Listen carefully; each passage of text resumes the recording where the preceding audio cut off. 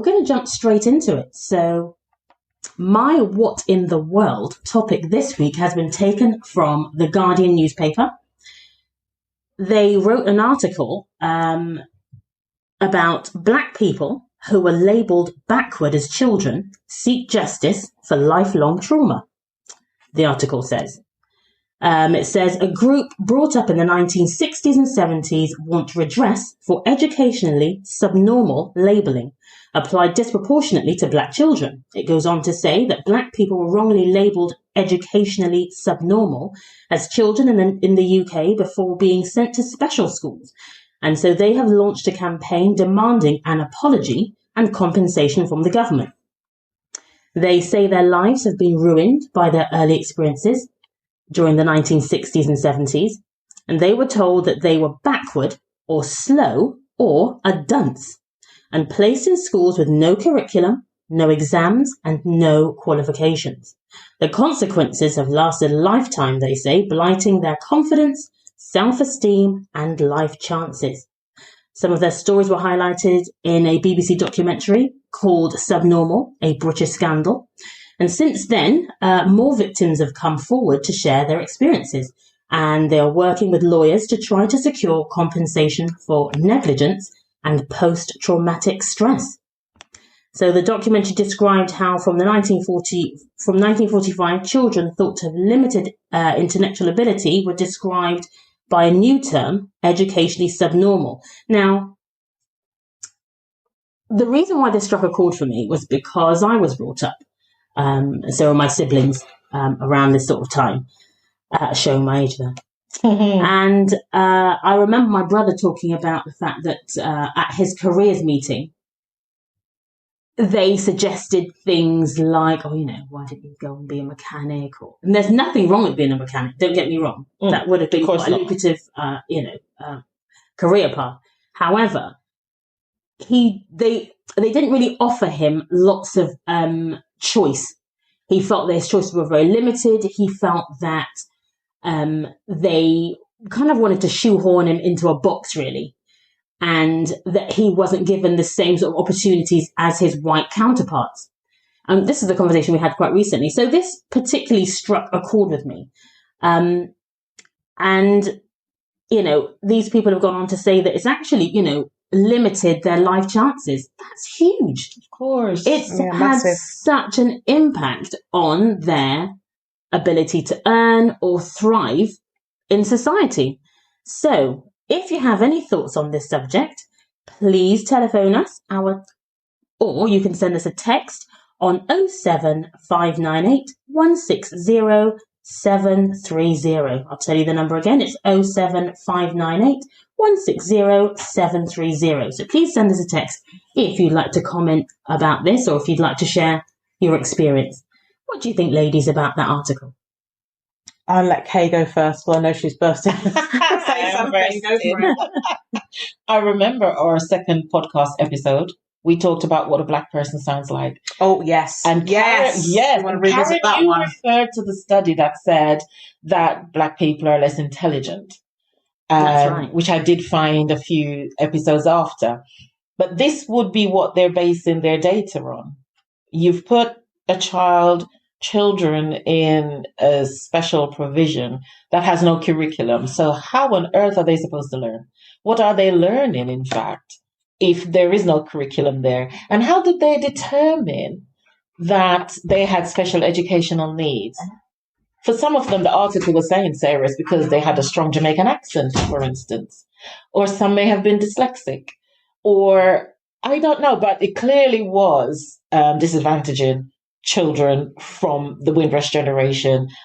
I'm fuming, actually, what they've done to them.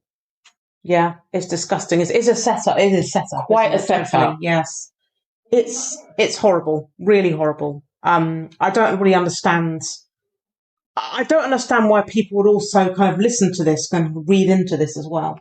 I mean, it's ignorance to think that. But then I don't know exactly when the article was published either, so...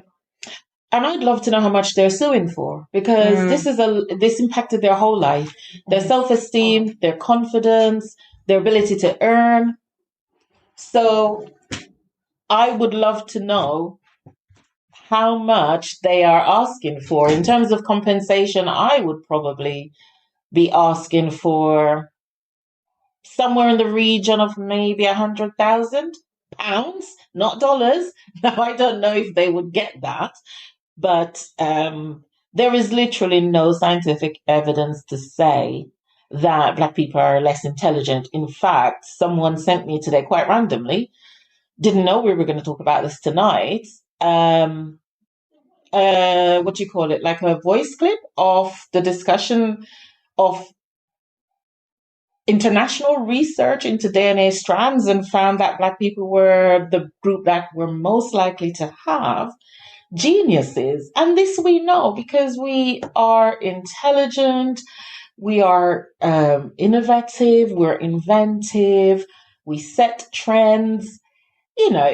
We do so much, and yet the idea that we are possibly less than because back in the 60s, some teachers thought, I don't want to teach them, or I don't understand them, or I don't feel like they deserve the same as their white counterparts in terms of educational support. And so decided to put children in special needs education provision, which clearly there was nothing special about it or educational, as the article now suggests. So I'm angry for them. I do hope they get a really fat compensation. I would want about 100 grand compensation. I don't know how much they're asking for, but I think it's almost priceless, isn't it? How much compensation you would actually need. It's just ridiculous. Yeah. Scarring people for life. Yeah. Really setting people up and making people feel like they're going to fail. And I'm trying to think who believes this stuff, because if you're looking at doctors, lots of doctors, if you're looking at scientists, professionals, a lot of those are Black people. So I don't really understand, like what we were saying before. And it was yourself, Kay, wasn't it? That shows a video of a man as well. That the one the DNA that we're likely to have the most geniuses. That's right. Yeah. So there's the two opposite ends of the spectrum. Yeah. When you would look at doctors, scientists, professionals, they're often are Black. So what's that about? It's dunce backward. Yeah. I mean, we back it up with the pyramids. Of course. Yes. Yeah. I dare anyone to say that didn't belong to Black people. We are inventors. I said it before. We're architects. We're innovators. We're trendsetters. Mm-hmm. I will not have it. And to put them in a provision and then don't provide an education, that was spiteful and cruel. Definitely. How ridiculous. I wonder what it was based on. So were they people who had additional needs? Were they people who had perhaps behavioural difficulties? Were they people who had none of the above and yet for some reason were just labelled as subnormal? I don't know. I think I need to do a bit more digging. Subnormal. To me, that's just disgusting. I mean, it's disgusting anyway, but I'm just wondering what the context, was there any context? What the hell is not subnormal? That is like a slug or something. Even a slug isn't subnormal. It's a normal slug, I've never heard anything to describe a human like that. I mean, it's ridiculous. And it's so, like you say, it's so cruel because it has just affected them so negatively. But it's abusive, actually, isn't it? It is abusive. And subsequently, they've not been able to perhaps get the kind of, jobs that they would have needed to. I mean, this provision had no curriculum. No curriculum. What were they doing? What were they doing, exactly. Day in, day out. And also, I think to myself, what did the parents do?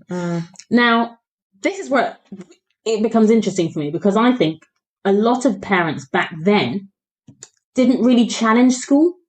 I think they trusted teachers. I think they trusted the educational setting that they would, advocate for their children and that they would, send your kid to school. You assume they're going to learn, don't you? Yes. And I just wonder, what part the parents played in this. Did they question the school and say, what was my child learning today then? I mean, some parents definitely probably would have, but they'd have got absolutely nowhere, wouldn't they? No, they would have. Horrific. Yeah. That's true. Where would they have gone with that? The article does say when some parents realised what was going on, they did challenge it. But, for instance, this young man, he had sickle cell disease. And so he was put in a special provision. How do those two go link together? up? okay, so that's kind of answer my question then. So Yeah. the fact is they didn't have learning difficulties. He had a medical condition. He had a medical condition. And because of that, he was labelled as subnormal. I mean, that is just insane. His parents were told there was a place for him at a special school, a state boarding school, where a matron could keep an eye on his health. It turned out to be what was known at the time as an ESM school. He suffered racist abuse and had little formal academic education. Oh dear. No exams. He couldn't punctuate. He couldn't spell. He couldn't read. And then spent a lifetime trying to catch up. And it also says in the article, it says the most damaging thing about being in a special school is the lack of self-belief and confidence. Because you can imagine how that would erode your self-confidence. It would erode, your sense of self. Yeah, who you think you are. Who you are. Yeah. And what you're capable of and what you can achieve. You just feel like you are nothing. Yeah. Yeah. Absolutely nothing. So one of the claimants, Anne-Marie Simpson, who came to England from Jamaica at the age of 9, after little formal education, she also ended up in a special needs school after being excluded from mainstream school for getting into fights. I recall having an assessment by a psychologist, and my mum was advised I needed special education, but I don't know what my special needs were. Wow. That is, that's shocking. And she said, again, no curriculum. She never sat an exam. She says, at the time, I was very, very embarrassed. I would not tell anyone where I went to school. Wow. And someone by the name of Gordon says it was soul destroying. He said all the things he could have learned but didn't because there was no curriculum and no exams, as I said. He says he spent a lifetime trying to catch up, completing a range of qualifications, including a degree in information systems, and he's now got a PGCE. He's also written a children's book, but he says the stigma remains. Of course it would. Yeah, and that's the problem, isn't it? That is the problem. That's why the compensation money, it's come too late, hasn't it, as well? Yeah, they're adults now. They're adults now. I mean, had they had compensation when they were like 10 or 11, it could have been ploughed into therapy for them to try and build a sense of self. Sure. Now, sure, they can have therapy, but I mean, will it do any good at this point? I feel like damage may have been done, a lot of it by now. Of course. The article further says, Karen, you were talking about how children get this. The criteria is quite arbitrary and hate-based. There's no other way to put it. In some cases, children ended up there because they had a strong Jamaican accent. Oh my God. That's shocking. That's shocking. Ridiculous. Or because teachers thought the best way to keep them under control. What are you controlling? Are they animals?